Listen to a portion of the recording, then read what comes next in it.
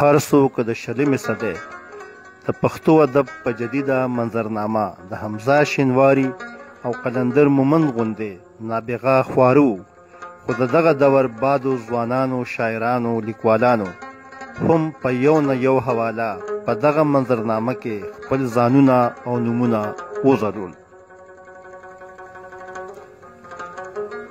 په دغو کې د نوښار د برخیشکو پرویز خان هم و، چا چې خپل ځان په ادبي دنیا د ډاکټر پرویز مهجور خیشکي په نوم وروپېژنده. دا ښاغلی هم په خیشکو کې د زرین خان کره د کال 1952 د جنورۍ د میاشتې په 14 نیټه په یو ډېر دروند خاندان کې زیږېدلی دی.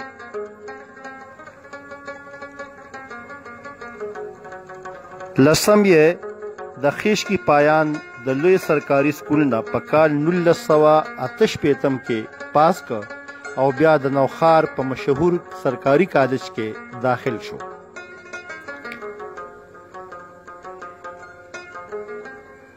له دغه ځایه نه صرف دا چې تر 12مه خپلې زده کړې ترسره کړې، بلکې همدغه هلته یې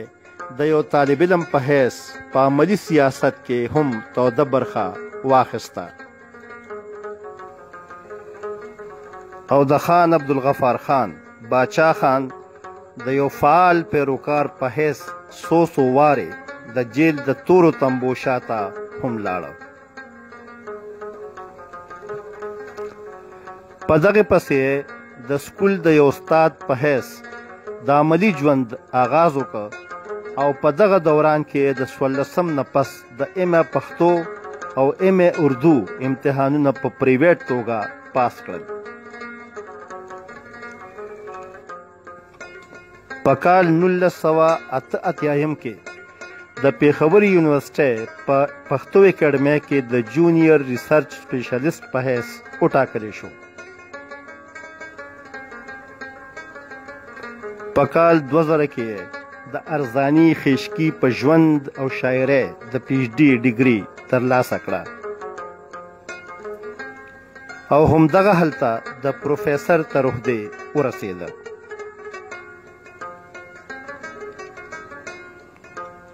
د ډاکټر پرویز مهجور خیشکی د ادبي ژوند آغاز د سکول د وخت نه شوی و.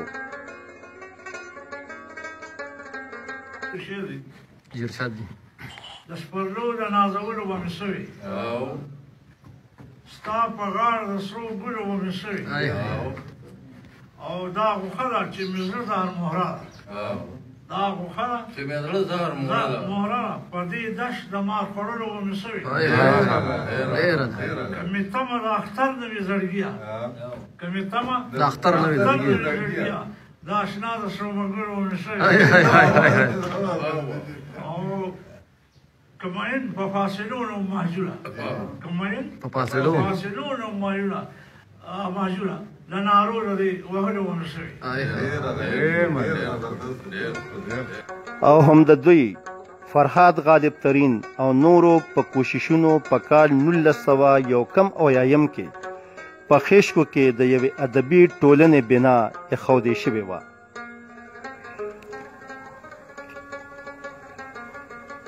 هسې خو ډاکټر پرویز مهجور د پښتو ادب د ټولو اصنافو جوړه مطالعه لري، ولې په کومه موضوع چې دوی ته د سند درجه حاصله ده هغه روحانیان او روحاني ادب دی.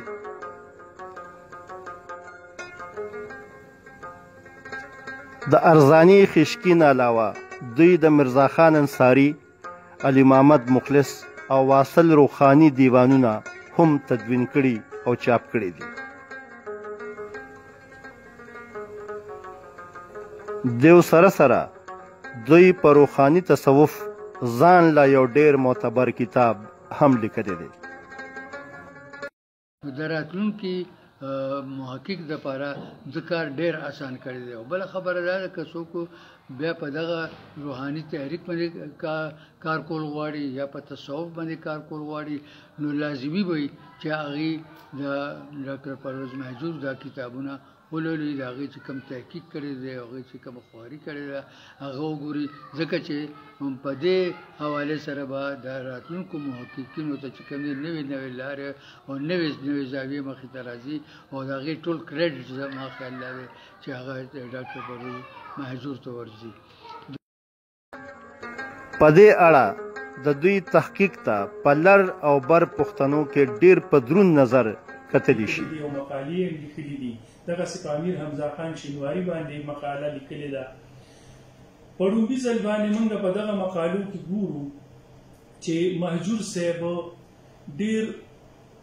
نوي څیزونه رامنځته کړي دي. مثلا په ډومبي ځل باندې په منظم ډول باندې سبک هندي په پښتو کې که چا متعارف کړي دي او د کاظم خان شیدا په فن کې ښوولي دي نو هغه مهجور صاحب دی. دغسې علویت د شیدا په شاعرۍ کې په ډومبي ځل په منظم ډول هغه څېړلي دي او هغه ټول د علویت هغه ټوکي چې کوم دي هغه یې رامنځته کړي دي. دغسې که موږ وګورو په رحمان بابا باندې ډېره موده نوی اپروچ چې کوم دی هغه مخې ته نه راتلو. مهجور صاحب چې کله په هغې باندې لومبی دغه کومې مقالې ذکر چې ما په دغې ولیکله او وروستو د اکاډمي ادبیات نه د هغې په کتاب هم چاپ شو نو هغې د تصوف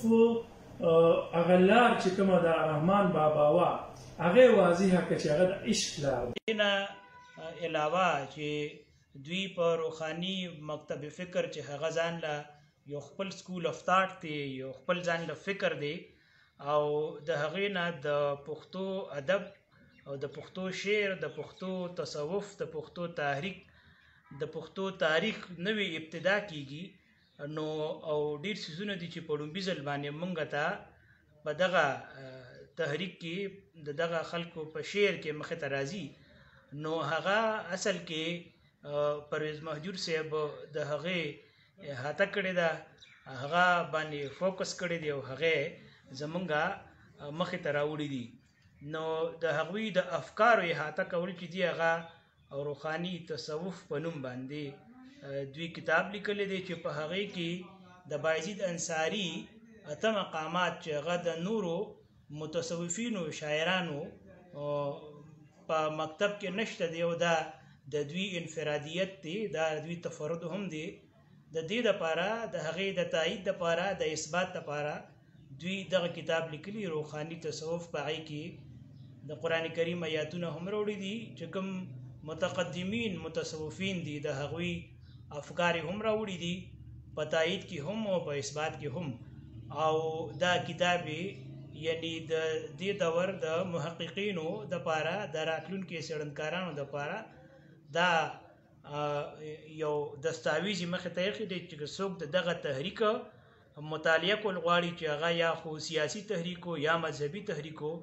یا نیم سیاسي یا نیم مذهبي تحریک نو د هغې دپاره بنیادونه چې دي نو دوی ته دا استناد هم حاصل دی چې په موجوده عصر کې دوی د تصوف یوازینی عالم او دانشور ګڼل کېږي. د دوی ژوند په خپله د تصوف نه عبارت دی